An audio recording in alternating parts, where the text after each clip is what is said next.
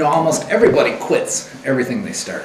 And it's really a shame because a lot of times people would really stand to benefit if they could stick it out when they came to the new things that they tried.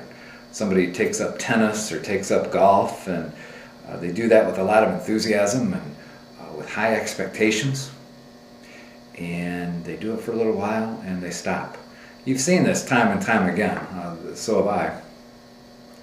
So a long time ago I began trying to figure out what was going on when people quit. And it occurred to me that what happens is that when you first begin something, every time you come, you learn a whole bunch. If you had never taken tennis lessons and you took that first class, it doesn't matter what your skill level is, you would improve tremendously just by taking one class. In the beginning you knew nothing, and 90 minutes later you knew something. And you went home thinking, wow, I made so much progress. And that really had a lot to do with how you felt about the tennis lessons. Well, when you go back for the second class, guess what? You learn a lot in that class too, but not quite as much as you did in the first class. It was a little bit less. And each class that goes by, you can't help but learn a little bit less in each class. And I think what happens is that people get to a point where it just feels like they're not making as much progress as they did in the beginning. And it's really a shame because they are getting to the good stuff by moving out of the beginning level into the intermediate level.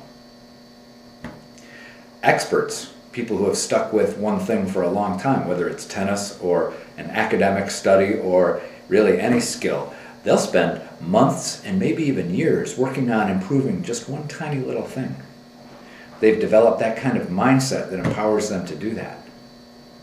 So my suggestion to anybody that's just starting an activity is to not measure it. Not measure it by looking through a microscope at it, but to try to measure your results by looking back over a long period of time.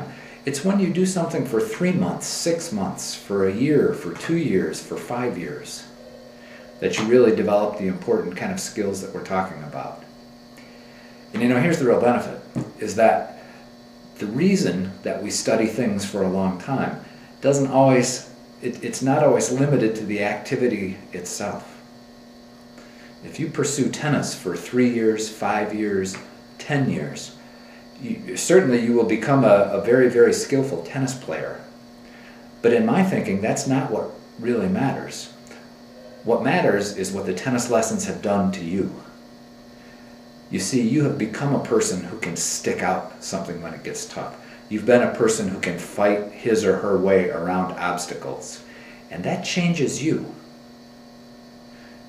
In other words, that excellence that you've pursued in tennis seeps into every part of your personality. And then you take it wherever you go.